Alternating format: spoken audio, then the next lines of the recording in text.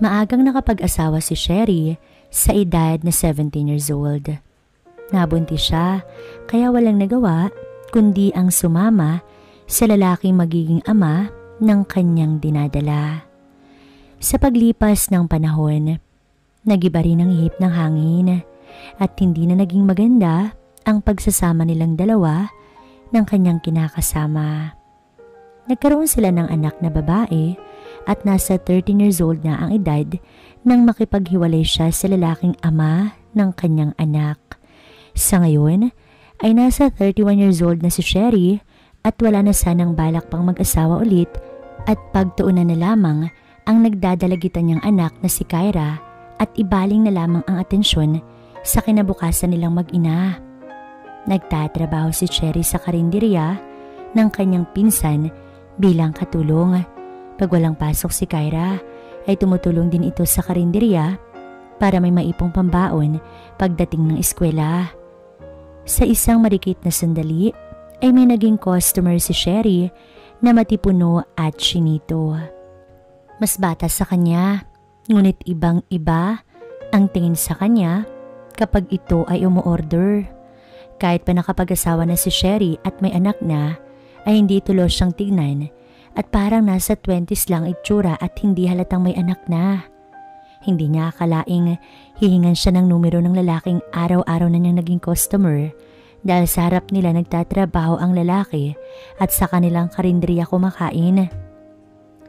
Hindi siya tinantanan ng lalaki sa paniligaw at sa tamis ng kanyang mga salita at paggiliw ay hindi na kayang labanan pa ni Sherry ang pagtibok ng kanyang puso at tila bumubukas na ulit para sa bagong pag-ibig. Hindi nga naglaon ay napasagot na rin siya ni Emil na mas bata sa kanya na 4 na taon at isang visor sa construction site ng malaking building na kanilang itinatayo. Naging masaya ulit ang bawat araw at gabi ni Sherry sa piling ni Emil.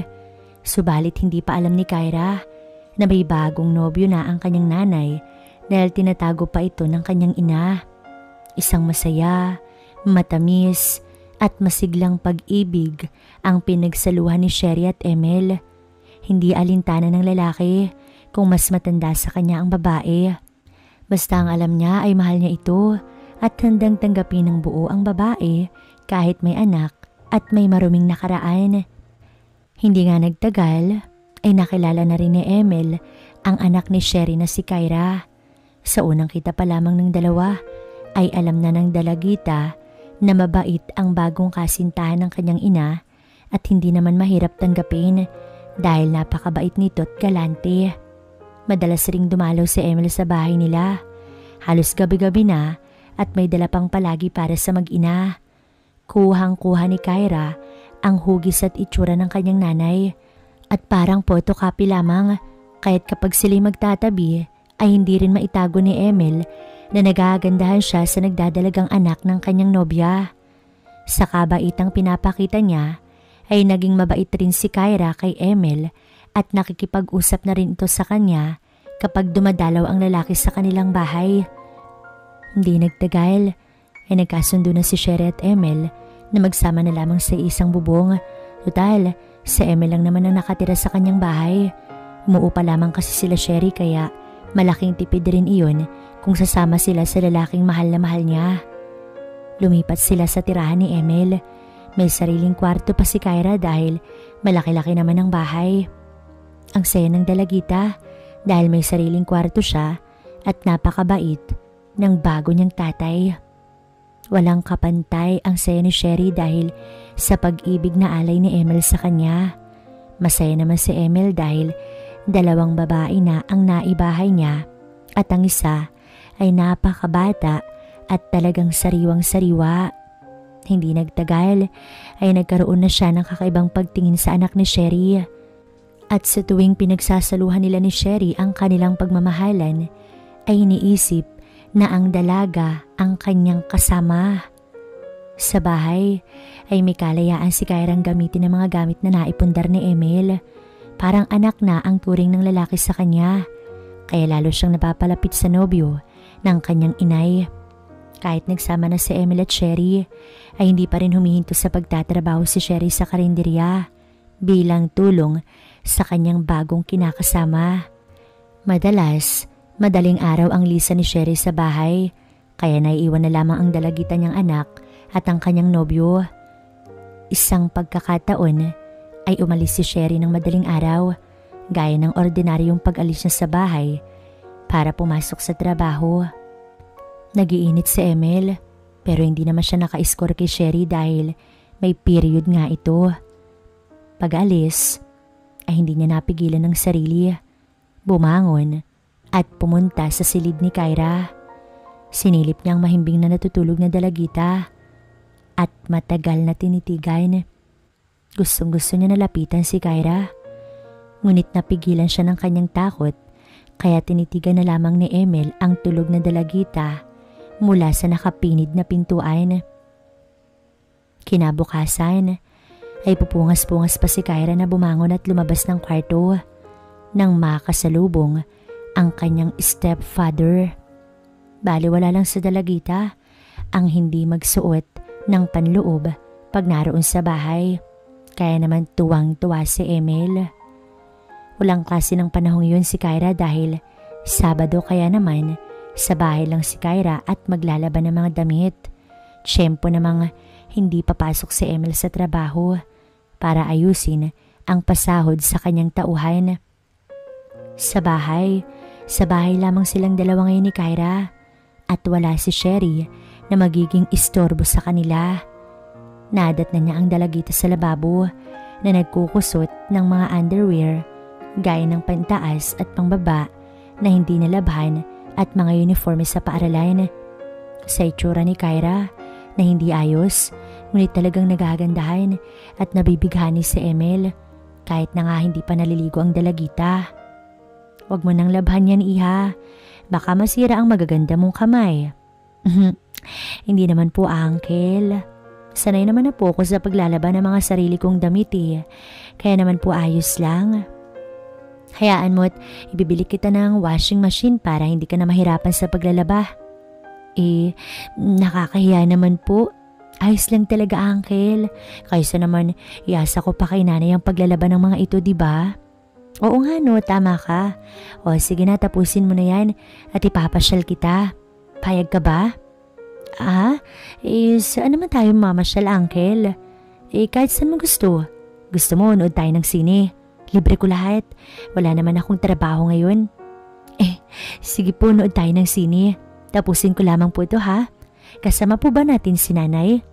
Hindi, may trabaho kasi siya kaya hindi siya makakasama. Huwag mo na lang sabihin sa kanyang mamamasyal tayo para naman hindi mainggit. Sige po, uncle. Tapusin ko lamang to, ha? Hinimas-himas pa ni Emil ang likuran ni Kyra bago ito umalis at kung saan naglalaba ang dalaga. Sa panig ni Kyra ay simple lamang ang ginawa ng amahin, ngunit hindi niya alam na iba na ang pakiramdam ni Emil. Dali-dali niyang sinampay ang kanyang mga nilabhan. Nakatambak lamang kasi ang mga ito sa mga araw na may pasok. Hindi niya naman nalalabhan kaya Sabado niya na lamang naaayos. Nang matapos maglaba ni Kyra, naligo na ito at nagbihis ng magandang damit dahil sabik na sa kanilang pamamasyal ng kanyang tatay-tatayan. Hindi nagkakalayo ang itsura ng dalawa dahil kung magtatabi sila ay para lamang silang magnobyo dahil batang-bata pang tignan si Emil. Kaya naman parang bagay na bagay sila ni Kyra. Lumabas sila ng bahay, sakay ng motor ni Emil at agad pumunta sa malaking mall tsaka kumain bago pumasok sa sinihan. Walang gaanong magandang pelikula ang nakahalera bukod sa horror suspense na gusto namang panoorin ni Kyra. Sa gitna ng kanilang panonood ay nakakatakot at nakakagulat ang lahat ng mga eksena kaya hindi maiwasang mapahawak o kaya naman ay mapayakap sa tatay-tatayan sa sobrang gulat. Sabay sigaw ng malakas. Samyung-samyo ni Emil ang napakabangong hininga at halimuyak ng dalaga sa tuwing napapayakap ito sa kanya. Halos hindi na bumibitaw si Kyra sa kanyang bisig dahil sa sobrang takot. Hinahayaan lamang niya ang dalaga at sa halip ay pinalibot pa niya ang kanyang bisig sa leeg nito para mahupain ang takot ni Kyra. Sobrang dikit ng kanilang mga katawan ay parang magkasintahan na talaga sila at parang walang pakailamang dalagita kahit paamahin niya ang umaakbay sa kanya at yumayakap dahil gumagaan ang kanyang pakiramdam. Matapos ang umaatikabong palabas ay tahimik na lumabas ang dalawa doon. Hawak-hawak ni Emil ang kamay ni Kyra at hindi naman pumapalag ang dalagita sa pag-alalay sa kanya habang naglalakad. Kumain sila ulit tsaka namasyal sa department store. Pinapili pa niya ang dalagita ng mamahaling mga damit at bibilhin niya iyon para rito. Nahiyaman ay namili na rin si Kyra dahil gusto rin niyang mabilhan ng original at bagong pantalon at t-shirt. Binayaran ito ni Emil at pagkatapos ay umuwi na nga sila ng bahay. Pagod si Kyra nang makarating sila sa bahay, kaya naman agad siyang pumasok sa silid para sukatin ang kanyang pinamiling damit. Habang naguhubad ng damit ay biglang kumatok ang kanyang tatay-tatayan. Pinagbuksan niya ng pintuan si Emil. Nagbibihis ka pala, iha. Sorry ha, naistorbo pa kita. Ayos lang, uncle. Ang totoo ay sinusukat ko yung mga pinamili nating damit ko kaya hindi ho kayo nakakaistorbo. Ganun ba? Pasensya ka na, hindi ko talaga alam. So bagay na bagay siguro yun sa'yo dahil napakaganda mo. Maganda talaga, uncle, ha? Oo, napakaganda mo kaya. Siya nga pala, kaya ako kumatok. Ay sasauli ko sana yung panyo mong pinahawak mo sa akin kanina. Nakalimutan mo kasing kunin. Sorry uncle ha, pero salamat. Wala yun. Pwede ba kitang makita habang suot mo yung mga bagong damit na binili natin? Oo naman ho. Halika, pasok ho kayo. Pumasok si Emil sa silid ni Kyra at umupo sa kama ng dalagita. Walang mali siya sa kanya kahit pa nasa loob sila ng iisang kwarto.